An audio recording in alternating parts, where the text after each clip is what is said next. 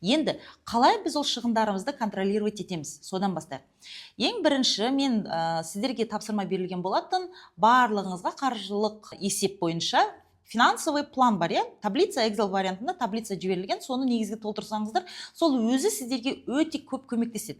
Егер де онда финансовый планды жасай алмайтын болсаңыздар, ол сізге планмен жұмыс жасау қиындыққа туындайтын болса, онда қарапайым блокнот пен ручка сізге көмектесетін болады. Ең бірінші осы содан бастайық, блокнот пен ручкаға полностью бүкіл данныйымыздың барлығын жазып отырамыз. Енді қарайық, бізге ақша не үшін қажет? Ақша келу үшін де бізде мақсат болу керек. Мақсат болмаса ақша келмейді. Сіздің тапқан ақшаңызда мақсатыңыз болмаса, ақшаның берекесі жоқ. Тапқан табысыңыздың барлығы өзімен кетіп қалады. Өйткені мойындайық, мысалы көпшілігіміз өте күшті тапсақ та, но қайда кеткенін білмейміз. Сол себепті мен сіздерге айтқым келеді. Қазірде денсаулығыңыз мықты болып тұрған кезде, табысты өте жақсы таба алатын кезде, прям қор жинап, алдағы мақсат қойып, әрекет жасап қалыңыздар. Потому что денсаулыққа ешқандай гарантия жоқ. Мүмкін бүгін сіз 2-3 миллион тауып жүріңіз мүмкін, но алдағы уақытта сіз үнемі осылай денсаулығыңыз керемет болып, үнемі бизнесіңіз керемет болып жүріп тұруына ешқандай гарантия жоқ. Сол себепті ертең қап әттеген ай деп өкініп қалмау үшін қазіргі таңнан бастап қолыңыздағы қаражатыңызды 10 теңгеңіздің өзін басқарып үйреніп, алдыға жылдарға өзіңізге финансовый план құрамыз. Ең бірінші мен мақсаттан бастағым келеді. Мақсат деген сізде алдыңызда айқын прям жазылып тұру керек. Былайша менде рилстарымда бар, қызыл флаг желбіреп тұру керек. Не себепті сізге ақша тауып жатырсыз? Қандай мақсатта ақша керек? Қанша уақытта ақша керек? Соның бәрін жазып аласыз. Ең бірінші мақсаттың өзін 3-ке бөліп аламыз. Біріншісі қысқа мерзімді мақсат. Қысқа мерзімді мақсатқа әркім әртүрлі жазу мүмкін. Мысалы біреуіміз мысалы мен киімді ауыстырғым келеді, гардеробымды жаңартқым келеді. Мен мысалы новый өзіме бір телефон сатып алғым келеді. Мысалы мүмкін қарызымды жапқым келеді деген сияқты сізде өзіңізде қысқа мерзімді мақсат болуы мүмкін. Мысалы біз гардероб ауыстыру дегенді айтайық,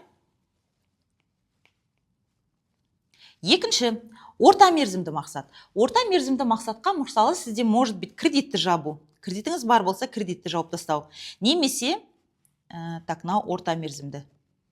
орта мерзімді мақсат. Кредитті жауып тастау, немесе саяхатқа бару.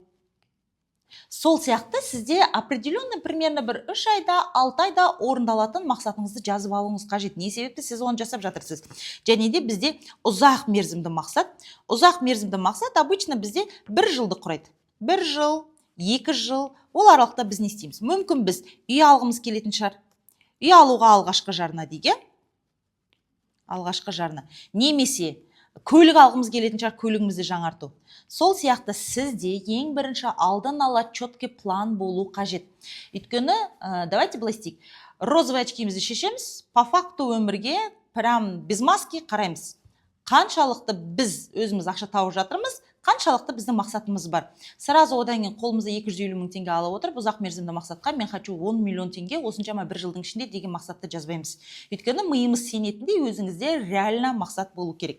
Енді біз ең бірінші өзіміздің табысымызға жөнелейік. Мынанша мақсаттарды орындау үшін бізге, значит, ай сайын қаншама көлемде ақша откладывать ету керек. Мысалы, ақша откладывать ету деген кезде екіге бөлінетін бар. Үнемділік деген бар, сараңдылық деген бар. Но осыны салыстырмаңыздар.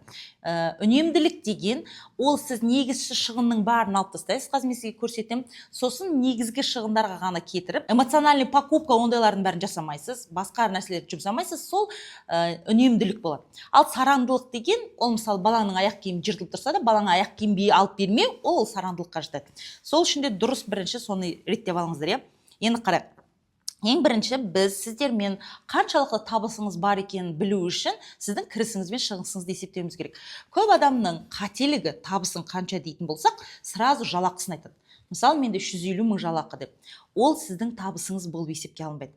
Кіріс, ол жаңағы полностью оның ішіне кіреді. Тағы да бір мәселе айтқым келеді. Егер де сіз үй алуды жоспарлап мақсат қойған болатын болсаңыз, енді біздің үй темасы болғандықтан, сізде полностью үйіңізбен бірге келісілген общий бюджет болу керек. Ол өзіңіздікі, әйеліңіздікі, мүмкін әке шешеңізбен тұратын болсаңыз әке шешеңіздің жалақысы, мүмкін әке шешеңіздің пенсиясы, олардың барлығы общий бюджет болып, сіздерде бір общий мақсат бар, үй алу керек деген сияқты. Соған жүйелі түрде кету керек.